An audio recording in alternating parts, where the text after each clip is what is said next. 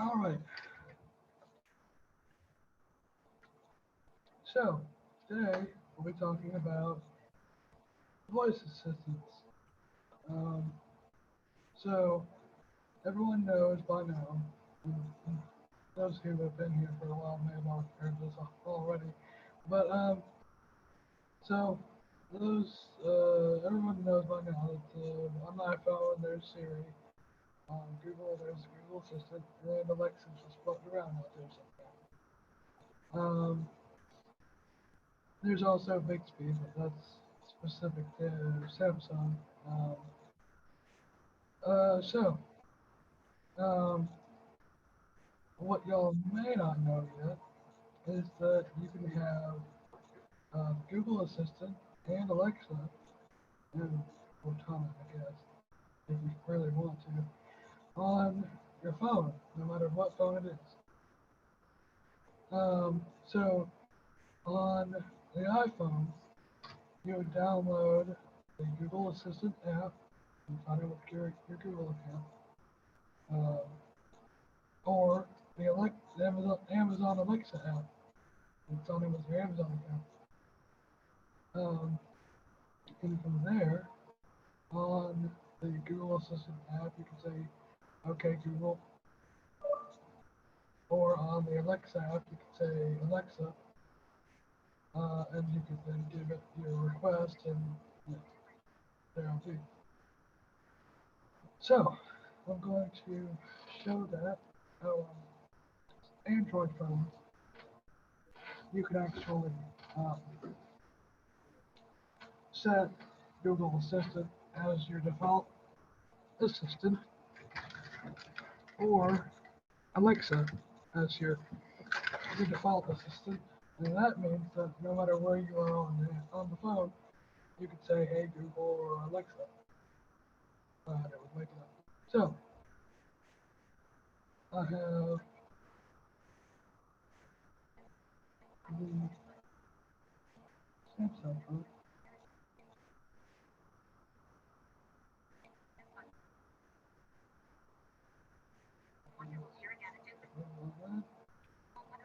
Alright, so right now I have Google set as my default assistant. So if I if I say, "Hey Google, what time is it? What time is it?" And that is Google Assistant on the phone. So now I'm going to open Amazon Alexa.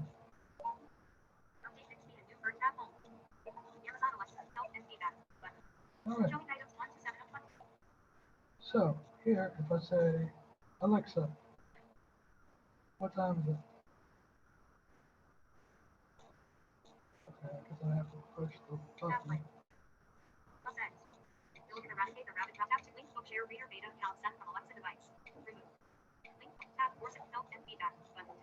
Oh, here it is. What, what time is it?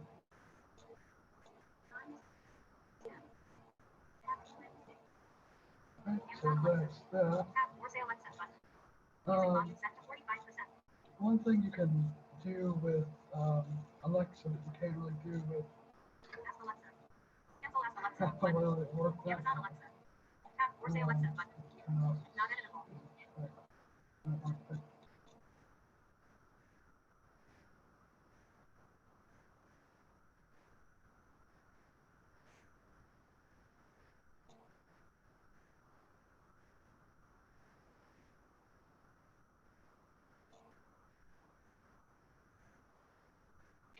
Oh, okay. Okay, so one thing you can do with Alexa that you can't really do with the others, since Amazon owns the Kindle app, the Kindle store and all that, you can say, "Alexa, read my book."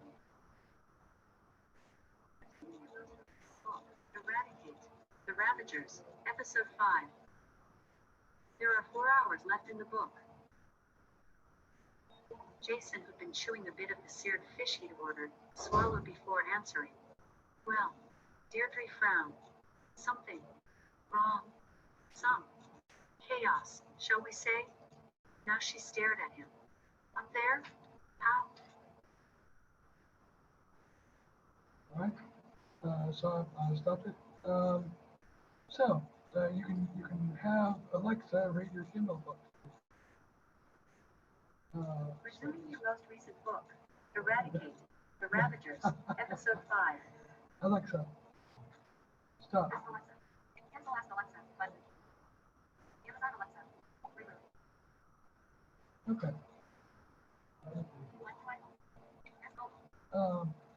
If you have Bookshare, you can, there's now a way to link your Bookshare with Alexa, so that you can read from those books on there. If you have NFB Newsline, you can have Alexa read those, your newspapers. You can also have just tell any of the assistants to read the news or read the weather and all that. That's how you can use any voice assistant on your phone. Of course, you can't use Google. Maybe you can't use Siri or Bixby on the iPhone. And you can't use Bixby anywhere besides Samsung phones. But Google Assistant and Alexa are both far better than either one of those. So it's not that big of a trade-off. So, any questions? I don't got a question, but also I would like to add, if you're not a big phone user, you can also get their Google's and Amazon's assistant devices where you don't have to push a button. All you have to do is just use your voice to activate them. Yeah. So yeah, you can use the Amazon Echo and the Google Home. Yeah. Siri, there's a HomePod Mini that Apple sells, basically for music. But another cool thing these days, Google and Amazon are both selling basically the Google Home or the Nest Audio, they call it now, or the Echo, but with a screen. So you can watch Netflix or whatever just by telling Google or Alexa to play whatever on Netflix. And that's like the Nest Hub and Echo Show. The Nest Hub can actually also use its radar sensor, I believe, to track your sleep. So if you feel comfortable enough with Google knowing when you're sleeping and when you're awake, like Santa Claus, then you can get that and have it track your sleep. And Google also knows when you've been bad or good. Just like, oh, that's terrible. All right, any other questions? I have a couple comments actually. All right. Since we're talking about the assistants, iOS 15.2 fixed the Siri reading text messages, and that's good. I tested out a lot of that today. Another thing, if you have Amazon devices, you can change the wake word for it. If you're a computer person, don't change it to computer because that gets frustrated quickly. Yeah, it's like Star Trek. Hey, computer.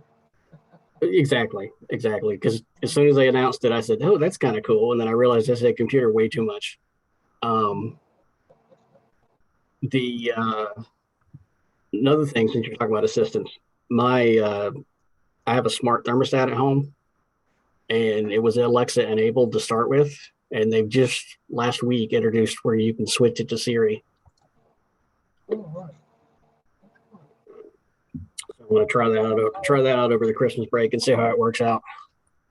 Oh yeah, there's a lot of stuff that's assistant enabled. Like I have the Amazon Smart Oven, and Yeah. I mean, I technically have an Amazon Echo, but I let the I put it in the kitchen so everybody else can use it. I don't really use it. So since my smart oven is in my room, I just pull up Alexa on my phone and say, Alexa, microwave for however many minutes. I'm so glad I didn't pick that up. And it works. So you can use that even if you don't have an Echo. You can just use it on your phone. As long as it's linked to your Amazon account.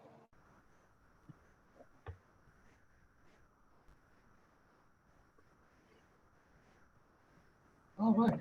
Anybody else?